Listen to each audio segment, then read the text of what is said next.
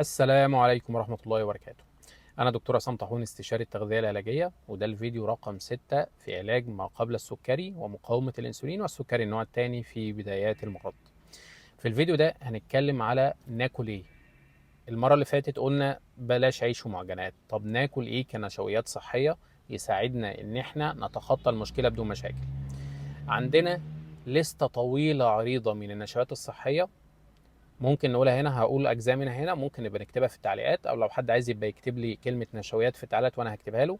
بس هديلكم امثله. في الفطار، البطاطس المهروسه رقم واحد. افضل انواع ومصادر النشويات الصحيه في الفطار هي البطاطس. سعراتها قليله، كميه النشا قليله، الميه فيها كتير وبتشبع جدا ومش بتستفز الانسولين بكميه كبيره.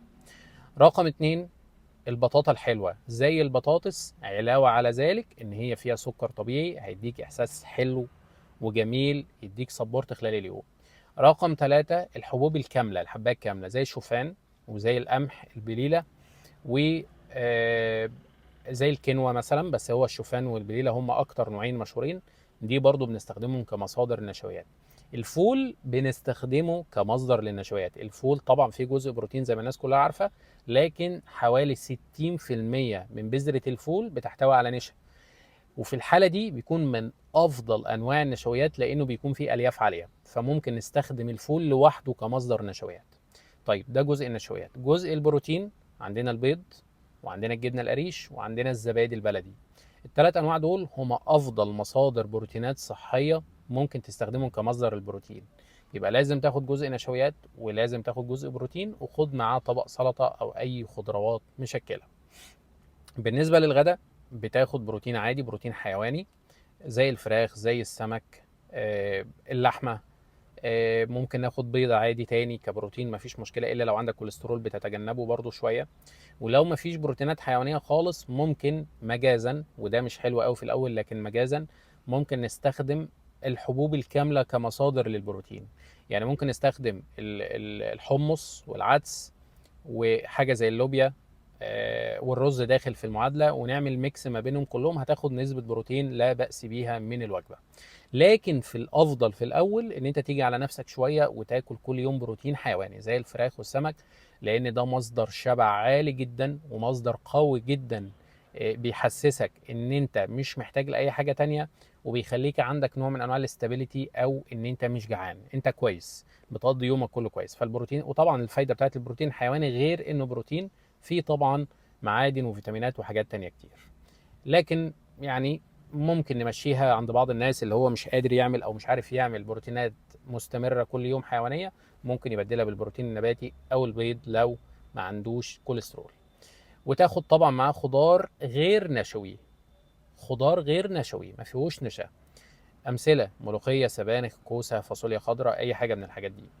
النشويات تاني زي ما قلنا، الرز مصدر ممتاز جدا، الفريك مصدر ممتاز جدا، تاخد منه جزء صغير جنب الوجبه. بالنسبه للعشاء، العشاء ده دايما، العشاء دايما بيحتاج انه يبقى خفيف شويه. يعني كمثال ممكن تاخد علبه زبادي تاني ومعاها فاكهيه. عشاء مشهور جدا وتقليدي كلاسيك ممكن يقضيه خالص. ممكن تاخد فاكهه بس، ممكن تاخد شويه فشار لو مش معمولين بزيت، في طريقه صحيه بيتعمل بيه. اي حاجه من هذا القبيل. ده شكل يوم، شكل يوم طبعا ينفع لناس كتير وما ينفعش لناس كتيره تانية، وباختلاف الكميات لو انت عايز تخس او لا، على حسب طبيعه كل واحد.